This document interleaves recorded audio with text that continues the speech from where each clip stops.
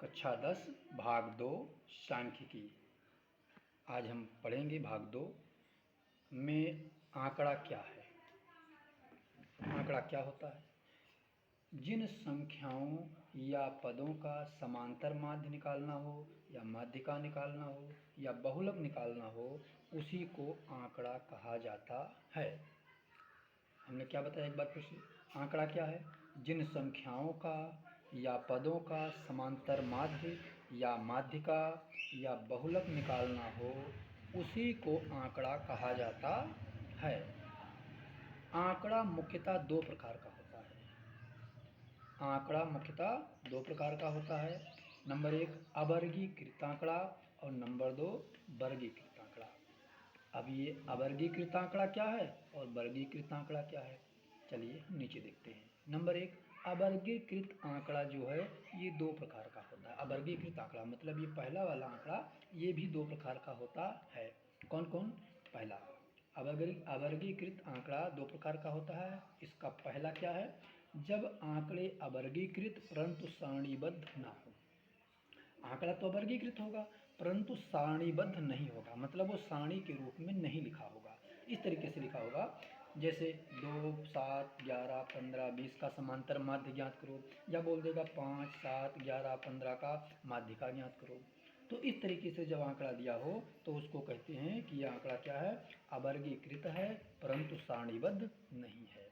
इस तरीके से ये भी वही है, जैसे लिखा है 401, 512, 325, 720 का माध्यिका निकालो, या बोल दे इतने का समांतर माध्य निकालो या बहुलक निकालो। तो ये भी क्या है? ये आंकड़ा क्या है? अवर्गीकृत होने के साथ साथ ये सारणीबद्ध नहीं है। हमने क्या बताया? अवर्गीकृत आंकड़ा दो प्रकार का होता है। पहला, जब आंकड़े अवर्गीकृत हों परंतु सारणीबद्ध ना हो, तो इस प्रकार का आंकड़ा इस तरीके से दिया रहेगा। फिर अगला आंकड़ा क्या है? अवर्गीकृत आंकड़ा का दूसरा प्रकार, जब आंकड़े अवर्गीकृत और सारणीबद्ध हों। आंकड़ा क्या हो? अवर्गीकृत हो और सारणीबद्ध हो। तो देखिए इसको हम मिटा देते हैं ऊपर, बताते हैं ये किस तरीके से दिया रहेगा। जब आंकड़े अवर्गीकृत हों और सारणीबद्ध हों, तो सारणीबद्ध होने का मतलब ये सारणी रूप में लिखा रहेगा। इसमें कुछ पद या आंकड़ा दिया रहेगा और उसी की बारंबारता दिया रहेगा। जैसे यहाँ लिखा हो पद, इस तरीके से दिया रहेगा। ये सारणीबद्ध वाला आंकड़ा, पद दिया रहेगा और इधर बारंबारता दी रहेगी, बारंबारता दिया रहेगा आपको। ऐसे दे करके बोलेगा इसका समांतर माध्य ज्ञात करो। जैसे पद में लिखा है 35, 35 की बारंबारता लिखा है 3। मान लो यहाँ लिखा है 45 या 40 की बारंबारता लिखा है 7। यहाँ लिखा है 49 या लिखा है 70 की बारंबारता 2। यहाँ लिखा है 100 की बारंबारता 1। तो इस तरीके से अगर कोई सारणी दी है तो इसको कहते हैं कि अवर्गीकृत आंकड़ा ये है और सारणीबद्ध है। ये भी अवर्गीकृत है और ये भी अवर्गीकृत है। लेकिन ये क्या था? अवर्गीकृत होने के साथ साथ सारणीबद्ध नहीं था, और ये अवर्गीकृत होने के साथ साथ सारणीबद्ध भी है। तो ये कैसा आंकड़ा है? अवर्गीकृत और सारणीबद्ध। आंकड़ा कैसे दिया रहेगा? पद और बारंबारता दी रहेगी, और आपको बोल देगा कि समांतर माध्य इसका ज्ञात करो, या बोलेगा माध्यिका ज्ञात करो, या बोलेगा बहुलक ज्ञात करो। तो जो भी वो बोलेगा वो ज्ञात करना पड़ेगा। तो ये हो गया दूसरे प्रकार का आंकड़ा।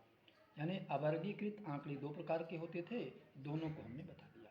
अब दूसरा आ गया वर्गीकृत आंकड़ा क्या होता है।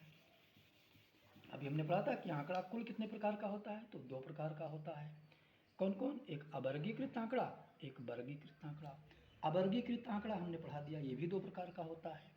जब आंकड़े अवर्गीकृत हों परंतु सारणीबद्ध ना हों, ये वाला। जब आंकड़े वर्गीकृत हों और सारणीबद्ध हों, यह भी जो है लिखा था हमने ऊपर। अब दूसरा जो है वो आपका क्या है?